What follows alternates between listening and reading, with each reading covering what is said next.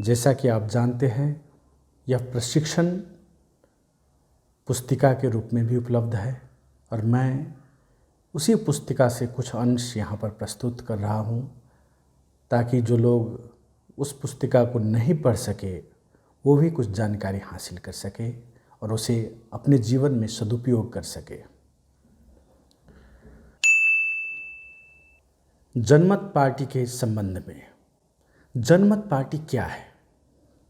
जनमत पार्टी जनता के मत के अनुसार चलने वाली राजनीतिक पार्टी है, इसलिए यह नाम भी चुना गया है। जनता जो कहेगी यह वही करने वाली पार्टी है। यह जनमत संग्रह और प्रत्यक्ष लोकतंत्र सहित जनता का अभिमत पर आस्था रखने वाली राजनीतिक पार्टी है। यह नेपाल के निर्वाचन आयोग में दर्ज है। इसका दर्ता नंबर 150 है। इसकी हरेक गतिविधि संवैधानिक और कानून सम्मत है। यह पार्टी निर्वाचन में भाग लेगी और हरेक तह पर अपना कब्जा जमाकर अपने घोषणा पत्र को लागू करेगी। जनमत पार्टी का झंडा का क्या अर्थ है? पार्टी के झंडा में क्रम अनुसार लाल, उजला और हरा रंग का खड़ा स्ट्रिप है और बीच में अष्टदल है जो सम्यक अर्थात संपूर्ण क्रांति का प्रतीक है।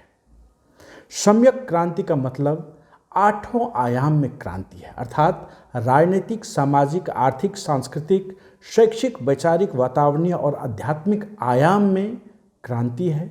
झंडा में लाल रंग क्रांति का प्रतीक है, हरा रंग मधेश की उर्वर भूमि का प्रतीक है और उजला रंग शांति का प्रतीक है। पार्टी का चुनाव चिन्ह क्या है? तो पार्टी का चुनाव चिन्ह लाउड स्पीकर अर्थात हॉर्न छाप है।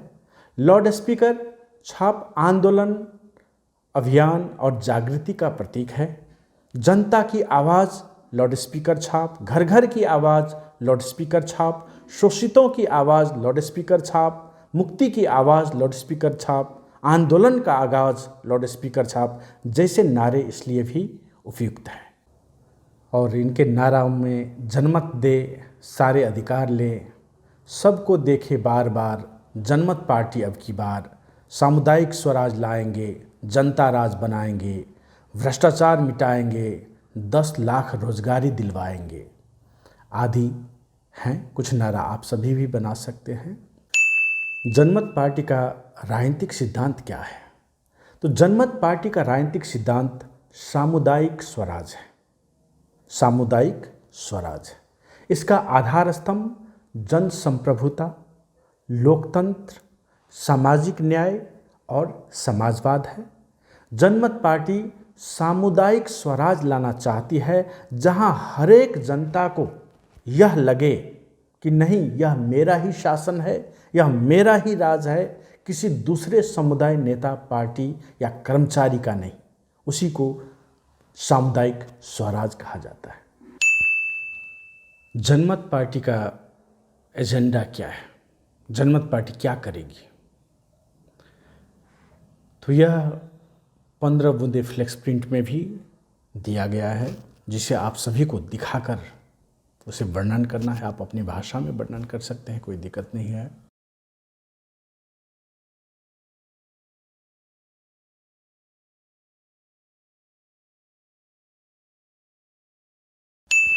जनमत पार्टी का प्रथम एजेंडा है जन संप्रभुता अर्थात जनता राज। ऐसी व्यवस्था जिसमें जनता ही सर्वोपरि हो, जनता ही जनार्दन हो, जनता जो कहे वही कायम हो, कोई नेता कर्मचारी के कहने से नहीं, बल्कि जनता जो कहे वही लागू हो, ऐसी व्यवस्था लाने के लिए जनमत पार्टी खड़ी है। ऐसे जन संप्रभुता, जनता राज लाने के लिए जनमत पार्टी खड़ी है, जिसमें जनता का अपना राज होगा, किसी नेता का नहीं, किसी कर्मचारी का नहीं, किसी ठेकेदार का नहीं, किसी बाबू साहब का नहीं, बल्कि जनता का हुकूमत रहेगा, जनता का अपना राज रहेगा, जनता राज रहेगा।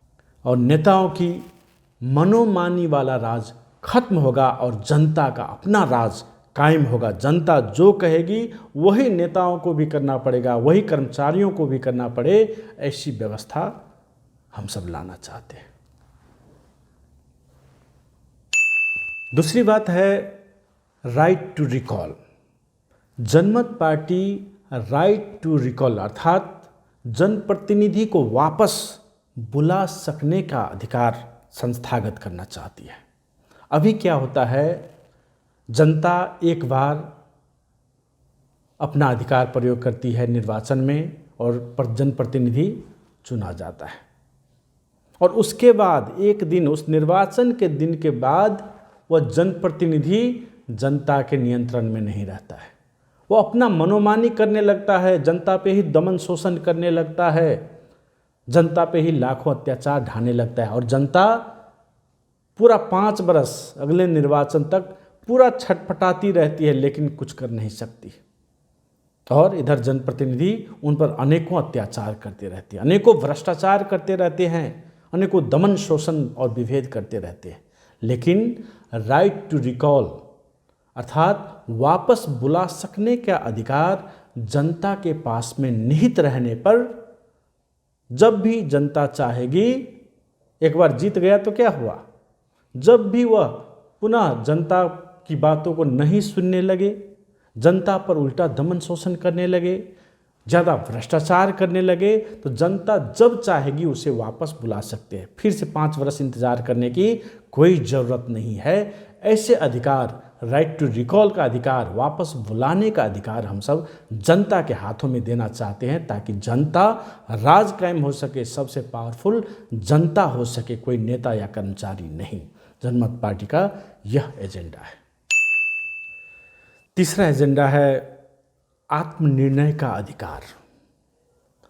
यूनाइटेड नेशंस ने सन 1960 दिसंबर 14 में एक निर्णय, एक रिजोल्यूशन पारित किया था, 1514 का निर्णय है, तथा 1966 दिसंबर 16 में भी ICCPR ICSCR का निर्णय पारित किया था, जिसका है 22 से 1 एक निर्णय है। उसके अनुसार विश्व के किसी भी समुदाय के पास आत्मनिर्णय का अधिकार होना चाहिए, और उसी निर्णय को हम सब, क्योंकि नेपाल यूनाइटेड नेशंस के चार्टर पर साइन किया हुआ है, नेपाल यूनाइटेड नेशंस का एक सदस्य राष्ट्र है, और इसी कारण से उसके रिजोल्यूशन को आधार बनाते हुए हम सब सामुदायिक आत्मनिर्णय के अधिकार के दावा करते हैं कि मधेश के ऊपर मधेशियों का ही आत्मनिर्णय का अधिकार होना चाहिए, और उस अधिकार के लिए हम सब जनमत पार्टी की तरफ से एडवोकेट करते हैं कि मधेश के विषय में मधेशी जनता खुद निर्णय ले सके कि यहाँ पर क्या होना है, कैसी व्यवस्था होना है, उसके विषय में यहाँ की जनता खुद निर्णय ले सके। ऐसा आत्मनिर्णय के अधिकार के लिए जनमत पार्टी सदैव खड़ी है।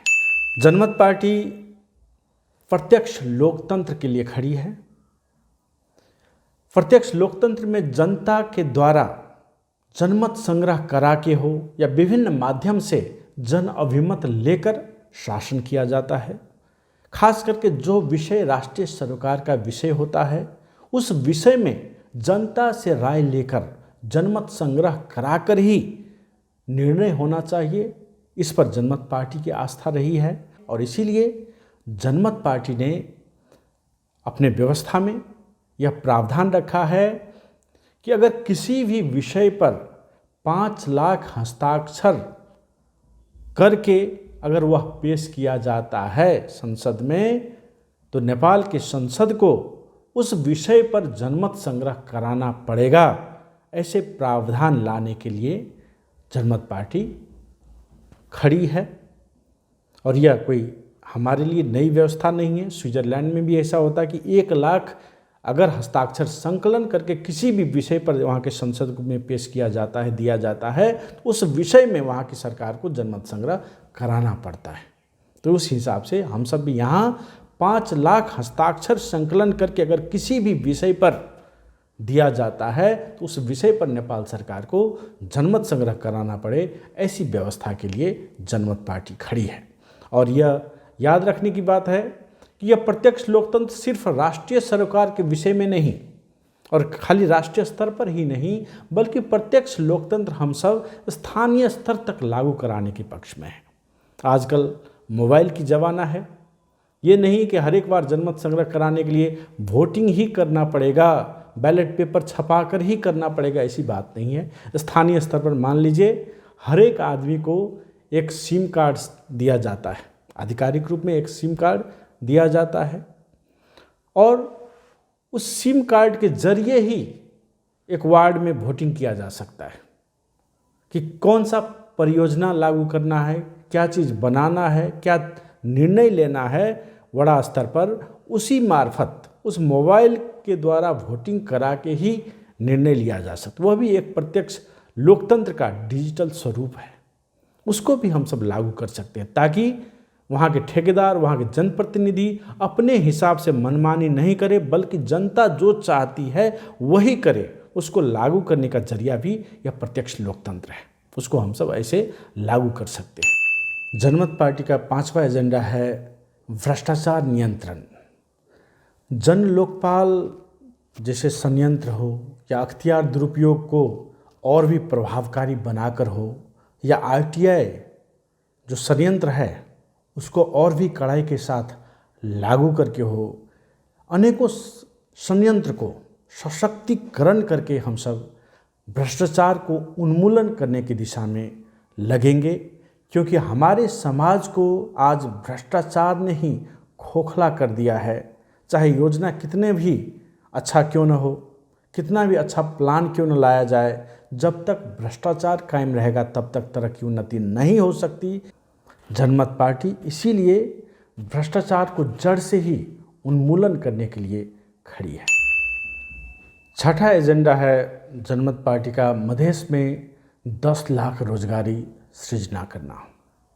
हमारा एक बहुत ही दीर्घकालीन सपना रहा है कि मधेश में हर घर में एक रोजगारी हो, किसी भी युवा को यहाँ से विदेश जाना न पड़े, उन्हें यहीं पर रोजगारी मिले, वे अपने घर परिवार के साथ यहीं पर रह सकते हैं, वे अपने बाल बच्चों को यहीं पर पाल सके, यहीं पर रख सके, उनके साथ समय बिता सके, उनका देखभाल कर सके। यह हमारा बहुत ही महत्वपूर्ण सपना रहा है और उस सपना को पूरा करने के लिए, हर घर में एक रोजगारी देने के लिए और 10 लाख रोजगारी कम से कम सृजना करने के लिए जनमत पार्टी खड़ी है। उसके लिए सेवा क्षेत्र में विस्तार होगा, कृषि का आधुनिकीकरण करके होगा या औद्योगिकरण को तीव्र गति में विस्तार करके होगा, जो भी होगा उसे करके, लेकिन 10 लाख रोजगारी को सृजना करके घर घर में एक रोजगारी पहुंचाने का कार्य जनमत पार्टी करेगी। जनमत पार्टी अनिवार्य रूप में 1 वर्ष जो है स्वयंसेवक तालीम के लिए खड़ी है। यह इसलिए कि अभी क्या होता है कि किताबी रूप में पढ़ाई तो कर दिया जाता है, लेकिन अधिकांश लोगों के पास कोई सीप नहीं रहता है, कोई दक्षता नहीं रहती है, जिसके कारण से डिग्री तो उनके पास रहता है, कागजी डिग्री तो उनके पास रहता है, लेकिन वो कोई काम करने के लिए योग्य नहीं रहते, उनके पास कोई सीप नहीं रहता, जिसके कारण से अगर वह विदेश भी चला जाए तो उन्हें अच्छी नौकरी नहीं मिलती, उन्हें अच्छी पगार नहीं मिलती। और इसी कारण से हर एक नागरिक को 10वीं परीक्षा के बाद अनिवार्य रूप में 1 वर्ष तालीम दिया जाएगा, जिसमें स्वयंसेवा के साथ साथ वोकेशनल तालीम भी दिया जाएगा, ताकि वह एक सशक्त, जिम्मेवार और दक्ष नागरिक होकर निकले, वो अपने आत्मनिर्भर होकर अपना जीवन बिताने के लिए सक्षम हो, ऐसा नागरिक बनकर निकले। उस बात के लिए अवधारणा जनमत पार्टी लाई है। जनमत पार्टी का 8वां एजेंडा है सामाजिक न्याय। हर एक वर्ग और समुदाय को राज्य के साधन स्रोत और अवसर पर समन्यायिक और सहज पहुंच हो, उसकी सुनिश्चितता करने के लिए सामाजिक न्याय को स्थापित करना जनमत पार्टी का लक्ष्य है। समाज में दलित, उत्पीड़ित, सीमांतकृत, अल्पसंख्यक सभी को राज्य व्यवस्था में हिस्सेदारी की सुनिश्चितता की जाएगी और उन्हें समान अधिकार दिया जाएगा। उसके लिए जनमत पार्टी सदैव खड़ी रहेगी। जनमत पार्टी का नवा एजेंडा है दमन शोषण विभेद का अंत। चाहे सेना पुलिस और कर्मचारी द्वारा हो, या चाहे जनप्रतिनिधि द्वारा हो, या पार्टी के कार्यकर्ता द्वारा हो और उनके लठैत द्वारा हो, समाज के ही सामंत और शक्तिशाली वर्ग के द्वारा अभी जो आम जनता के ऊपर में दमन शोषण किया जाता है, विभेद किया जाता है, अनेकों अत्याचार किए जाते हैं, उसे पूर्णतः उन्मूलन करने के लिए जनमत पार्टी खड़ी रहेगी। हर एक नागरिक के अधिकार को रक्षा किया जाएगा और हर एक विभेद, दमन, शोषण और छुआछूत को अंत किया जाएगा। इसके लिए जनमत पार्टी खड़ी रहेगी। 10वां एजेंडा समान अधिकार का है। नेपाल के संविधान में बदलाव लाकर विभेदपूर्ण सीमांकन और प्रावधान को न्याय संगत करते हुए नागरिकता सहित के प्रावधानों में समान अधिकार सुनिश्चित किया जाएगा। 11वें नंबर में है पूर्व समझौता कार्यान्वयन। इससे पहले मधेश आंदोलन हुए, मुस्लिम आंदोलन हुआ, धरोहट आंदोलन हुआ, दलित आंदोलन हुआ, आदिवासी आंदोलन हुआ, अनेकों किस्म के आंदोलन हुए, स्वराज आंदोलन हुआ। उस समय में जितने भी समझौता किए गए, 22 बूँदें किया गया, 8 बूँदें किया गया, 11 बूँदें किया गया, जो भी समझौता इन आंदोलनकारियों पक्षों के द्वारा इन आंदोलनकारियों के साथ हुआ है, उसे कार्यान्वयन करने के लिए जनमत पार्टी लगी रहेगी। उसके लिए जनमत पार्टी खड़ी रहेगी। 12वां है सेना में सामूहिक प्रवेश। 2064 साल फागुन 16 गते जो 8 बूँदें समझौता हुआ था, उसके अनुसार 30,000 से ज़्यादा मधेशियों की सामूहिक प्रवेश सेना में होना चाहिए था, परंतु वह अभी तक भी नहीं हुआ है। इसीलिए मधेशियों की सामूहिक प्रवेश के लिए, सेना में मधेशियों की सामूहिक प्रवेश के लिए जनमत पार्टी खड़ी रहेगी और 30,000 से अधिक मधेशियों की सेना में प्रवेश हो, उसके लिए जनमत पार्टी लड़ेगी। 13वां है समाजवाद, विकास और समृद्धि। सभी जनता के लिए खाना, कपड़ा, आवास, भूमि, +2 तक निःशुल्क शिक्षा, यूनिवर्सल हेल्थ केयर, एकीकृत सामाजिक सुरक्षा तथा योग्य सभी के लिए रोजगार की व्यवस्था की जाएगी। जनमत पार्टी कृषि, उद्योग और सेवा सहित हर एक क्षेत्र में कार्य को तीव्र गति से विस्तार करते हुए समाज को विकास और समृद्धि की ओर ले जाने के लिए काम करेगी। 14वां है ILO 169।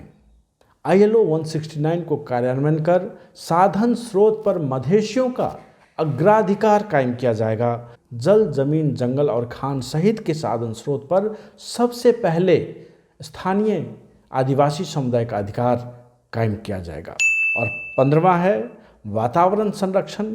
चूरिया पर्वत को संरक्षित क्षेत्र बनाकर और नियंत्रित आप्रवासन का व्यवस्थापन किया जाएगा तथा बृहत स्तर पर वृक्षारोपण करके पर्यावरण को बचाने के लिए काम किया जाएगा।